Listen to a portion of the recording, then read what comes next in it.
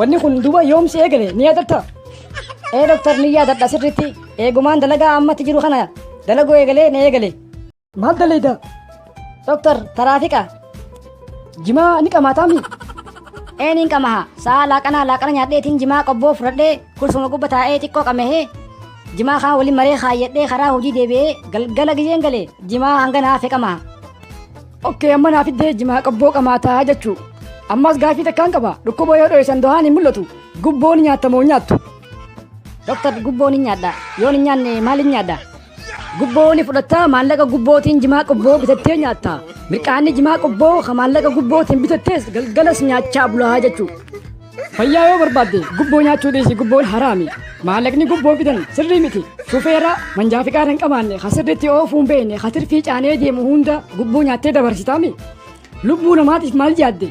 Namni makiinaan oofne namni oofuun beekne yoo namaan dheeyoo yoo namaan garagalche yoo kana yaadne ati dhaabuu qabda gubboo.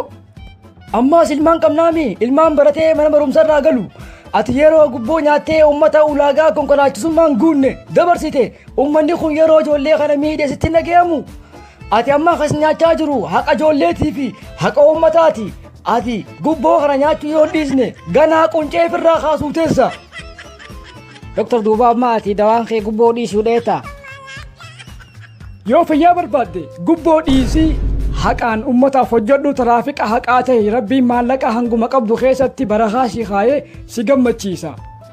Nama haqaa ta'uu qabda. Ammaas waanis jechaa jiru ani gubboo dhiisi malee jimaa qobboo dhiisi siin hin jenne. Jimaa qobboo qama'uu ni dandeessa. Fixanne. Tole doktor dhugaa jette an duraanuu bar keessi kiyya na diduu ture. Galatoomi kana hubachuu keetiif amma deemii jimaa qobboo kee fudhadhuu gattaa'ii qamahii mirqaanii xiinxalii hojii seetana qaqqabii ilaali maaliin godhee maaliin balleessee dogongora namni namaa himuurra ho'ifiif beekanii sheenawanii dhiisaniitu irra caala galatoomi guyyaa gaarii.